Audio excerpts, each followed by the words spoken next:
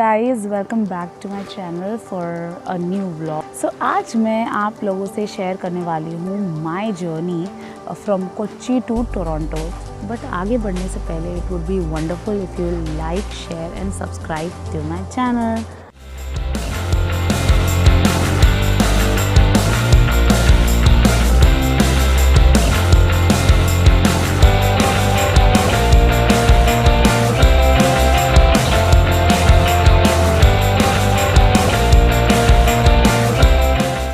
Eight the beginning airport में पहुंचने से पहले थोड़ा सा मुझे लाइक टेंशन, थोड़ा नर्वसनेस था कि लाइक मैं डोमेस्टिक फ़्लाइट्स में तो हुई, मतलब मैंने ट्रैवल किया है, बट लाइक इंटरनेशनल फ़्लाइट्स में मैंने कभी ट्रैवल नहीं किया है। सो आई रिमेंबर मेरा जो रूट था कोच्चि टू टोरंटो वाला था, वो था Kochi to Colombo, Colombo to Frankfurt and Frankfurt to Toronto. So मैं जैसे एंटर हुई थी और स्पेशली अगर आप लोग भी जो देख रहे हैं उन लोग अगर टोरंटो जाने वाले हैं, लाइक कनाडा जाने वाले हैं, जैसा भी है, तो एयरपोर्ट में देयर इज़ अ फैसिलिटी कि आपको रैप अप अपने लगेज को रैप अप करने का एक फैसिलिटी रहता है, जो लाइक 2 टाइम्स उन लोग ये अपने लगेज को ये प्लास्टिक से दे रैप इट। तो इट इज़ तो जो कॉस्ट मुझे पड़ा था वो था 300 पर बैग।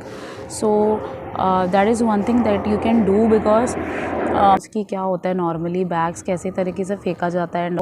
तो जब मुझे टोरंटो में फाइनली बैग मिला था, तब भी लाइक उसमें कुछ ना कुछ लाइक वो फटा हुआ था जो प्लास्टिक था, एंड बैग थोड़े से डैमेज हुए थे।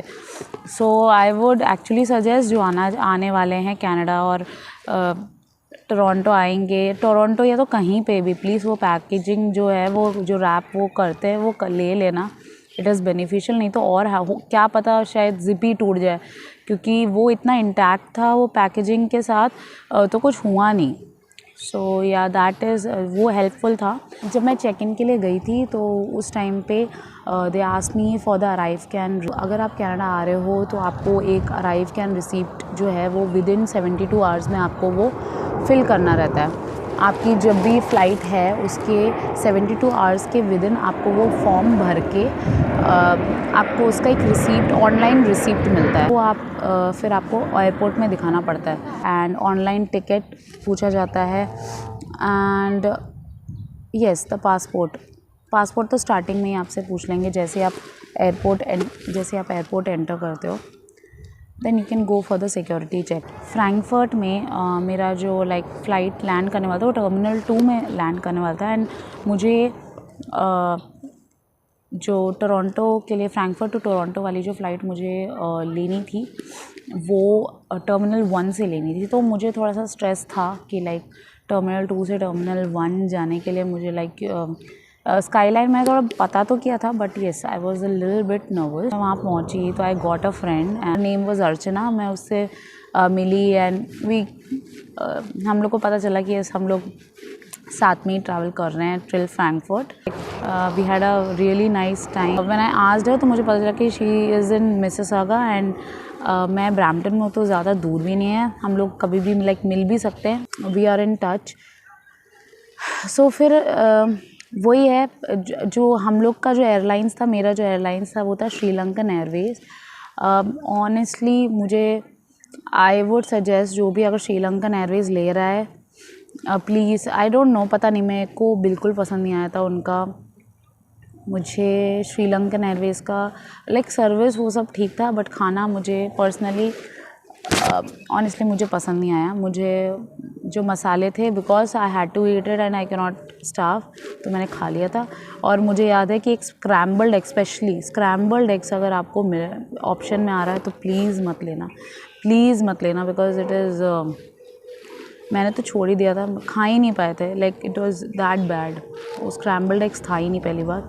एंड देन उसके बाद फिर ये था कि फॉर्चूनेटली उसके साइड में बन था जिसको हम सैंडविच या की तरह खा सकते थे, तो वो एक अच्छी बात थी।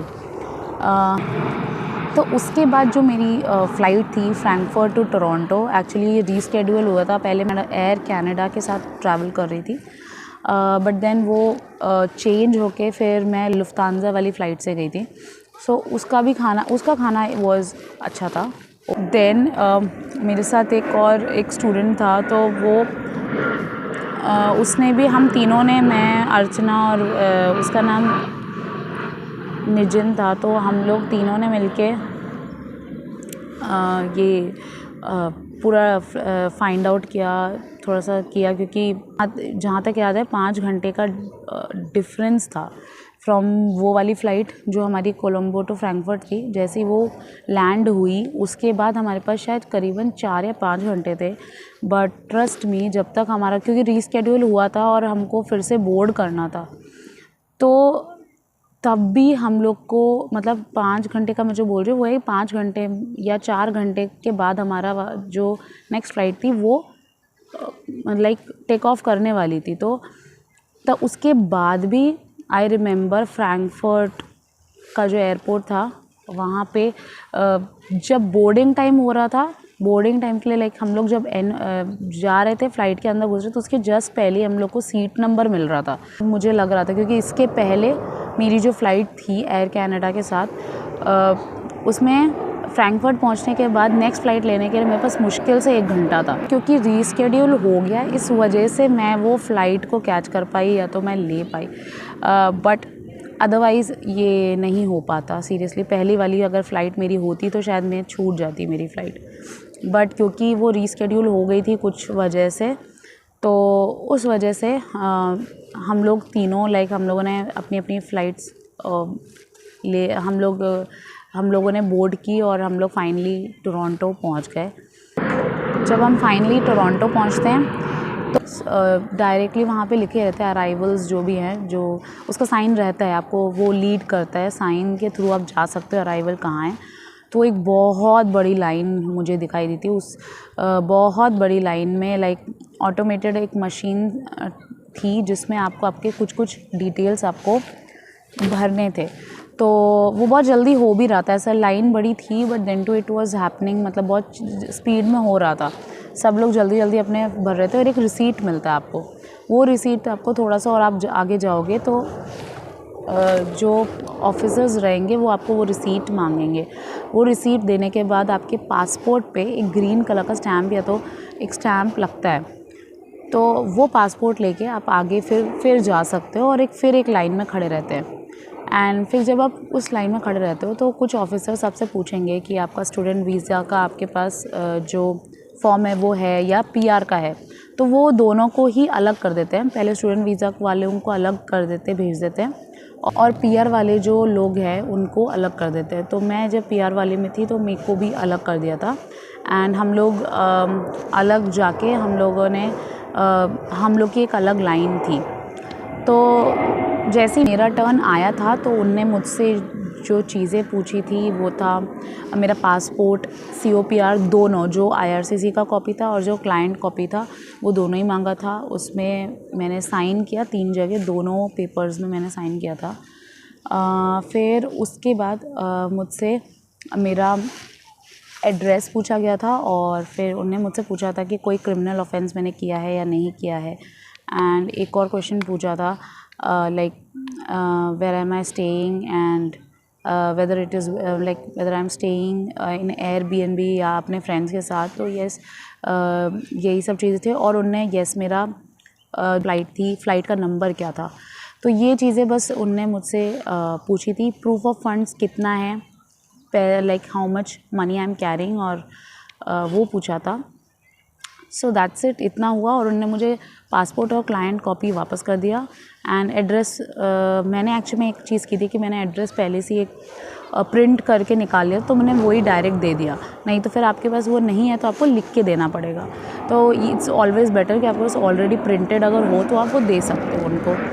तो बस इतना सा था और मेरा बहुत जल्दी हो गया था। मैंने अपना बैगेज क्लेम किया और फिर मैं एयरपोर्ट के बाहर आ गई। सो बेसिकली ये था मेरा जर्नी कोच्चि टू टोरंटो, और जो चीज़ें नीडेड थी वो सब। तो मैं एक और बार आपको दिखा देती हूँ कि क्या क्या चीज़ें इम्पॉर्टेंट थी इस दौरान, तो ताकि आप if you are travelling over here तो आप लोग वो चीज़ें ना भूलें। So here it is.